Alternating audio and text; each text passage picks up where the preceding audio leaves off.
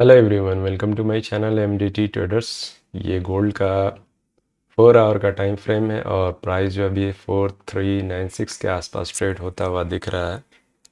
Gold में एक अच्छी सेलिंग आज के दिन देखने को मिली है, ऊपर से टॉप से, है ना। सबसे पहले बात करेंगे ये जो रिजेक्शन आया है ये क्यों आया है, यानी ये जो सेलिंग आई है ये क्यों आया है, इसके बारे में बात करेंगे। तो ये 4 आवर का रिजेक्शन ब्लॉक एरिया है, इसको मैंने मार्क कर दिया।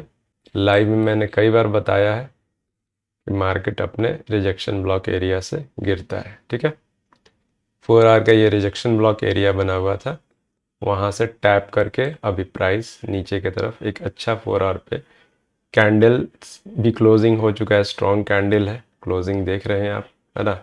अब 4 आवर के बेसिस पे क्या है, एक और चीज़ दिख रहा है मुझे, यहाँ पे ये इसका सपोर्ट एरिया था जो ब्रेक हुआ है, बट अभी ये फॉल्स ब्रेक माना जाएगा क्योंकि सेकेंड 4 आवर के कैंडल्स का अगर फिर से ये इनसाइड आ जाता है तो ये फॉल्स ब्रेकआउट होगा और हो सकता है कि इधर एक 4 आवर पे पीओआई अभी क्रिएट कर दे इधर, यानी ऑर्डर ब्लॉक और फेयर वैल्यू गैप पे क्रिएट कर दे, और या फिर यहाँ नीचे कैंडल क्लोज हो जाएगा तो 4 आवर आपका ब्रेक हो जाएगा, तो उसके हिसाब से भी पीओआई क्रिएट हो जाएगा और ये ब्रेक भी हो जाएगा जो आपका सपोर्ट था, और इधर से एक pull back fair value gap को लेके ये कंटिन्यू भी कर सकता है नीचे की तरफ, ठीक है। इम्पॉर्टेंट लिक्विडिटी 4 आवर के बेसिस पे जो है वो यहाँ है 4377 के आसपास, ये इम्पॉर्टेंट लिक्विडिटी है। और अगर फिर यहाँ से कैंडल ऊपर की तरफ ट्रेड करना शुरू करता है, नेक्स्ट कैंडल ऊपर की तरफ ट्रेड शुरू करता है, तो फिर ये वाला आपका एक इम्पॉर्टेंट लिक्विडिटी बन जाएगा 4386 के आसपास, ठीक है। उसके बाद इसके नीचे के रिजेक्शन ब्लॉक एरिया से आप छोटी एंट्रीज पकड़ सकते हैं छोटे टाइम फ्रेम पे जाकर, ठीक है। अब इसको 1 आवर पे लेके चलते हैं।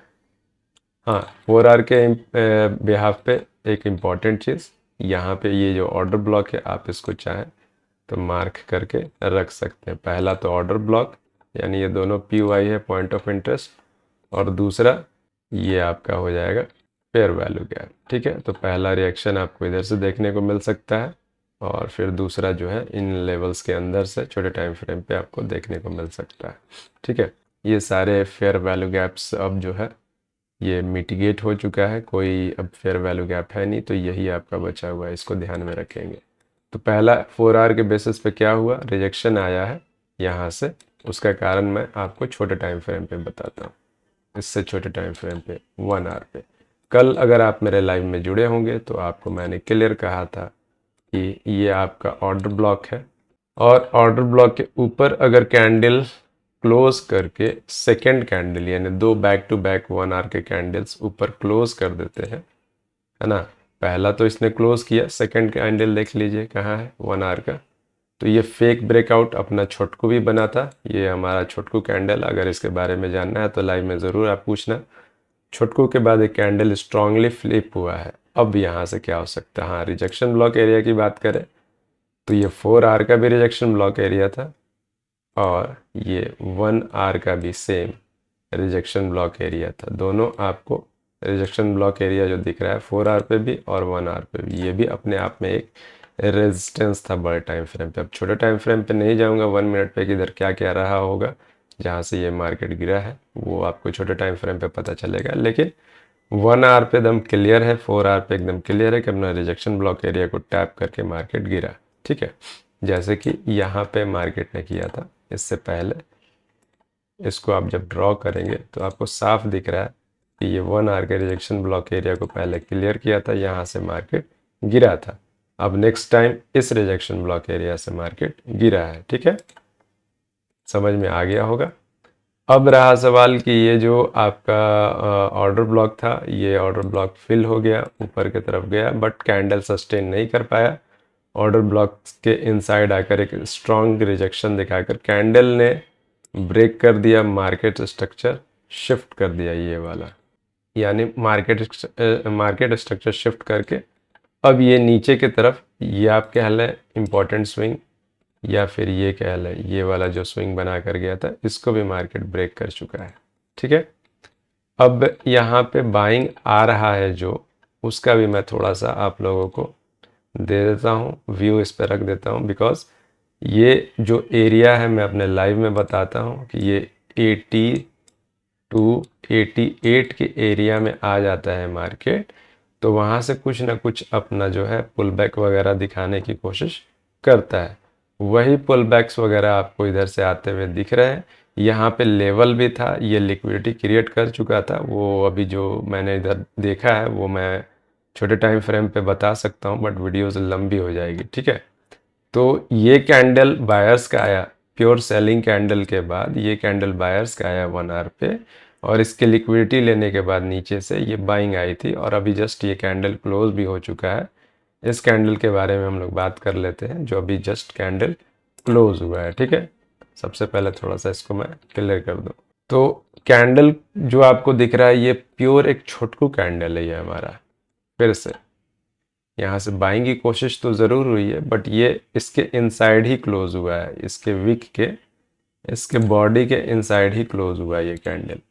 ये वाला जो कैंडल था इसके अंदर ही ये क्लोज हुआ है, और ये हमारा छोटकू बना हुआ है। तो अगर ये कैंडल फिर से एक सेलिंग कैंडल आ जाती है तो ये कंटिन्यूशन भी हो सकता है नीचे की तरफ, ठीक है।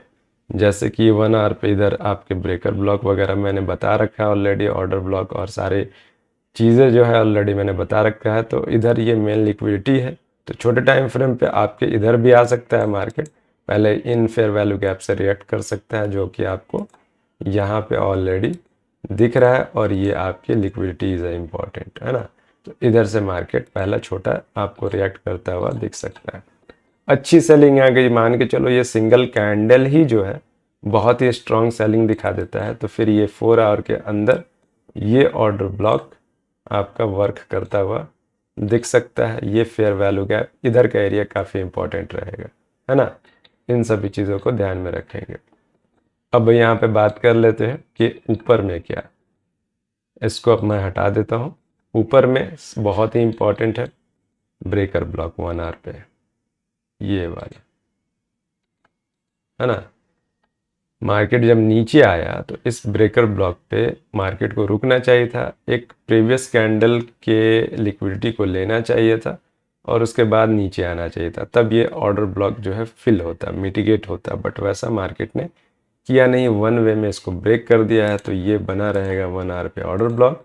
छोटे टाइम फ्रेम पे जाके और भी चीज़ें आप लोग अपना निकाल लीजिएगा। पहला तो मार्केट में अगर बाइंग आता है तो इस ऑर्डर ब्लॉक से ही जो है आपको कुछ ना कुछ अच्छा मूव देखने को मिल जाएगा, जिससे आपके चाय पानी का खर्च आज का निकल जाएगा, ठीक है। तो इसको ध्यान में रखेंगे 1 आवर के। और ट्रेंड लाइन बेस बात की जाए तो ट्रेंड लाइन ऑलरेडी ड्रॉ है, जो मैं रेगुलर ड्रॉ करता हूँ।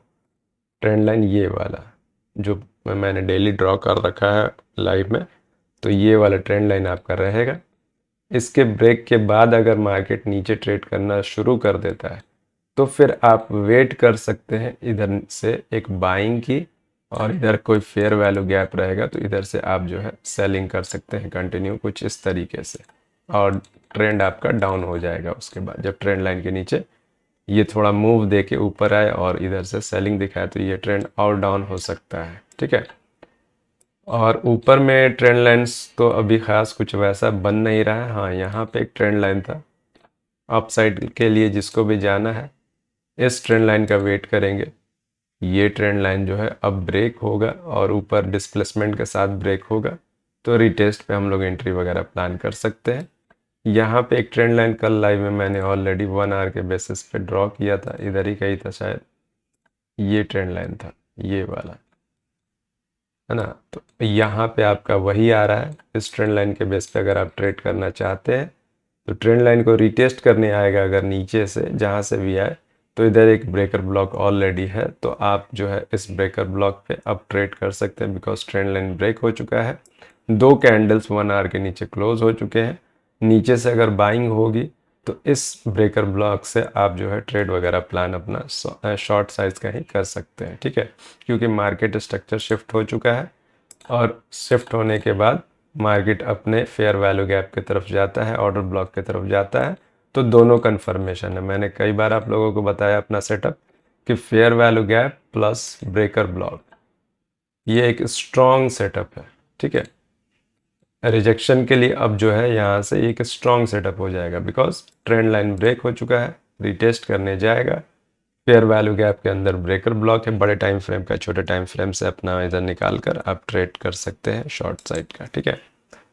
और अगर कोई क्वेरीज रह जाता है, कोई दिक्कत रह जाता है, तो आप लोग जो है लाइव में जुड़े, उधर क्लियर करें और अपना फीडबैक ज़रूर दें वीडियोस पे, ठीक है। आज के लिए इतना ही रहने देते हैं, बाय, टेक केयर।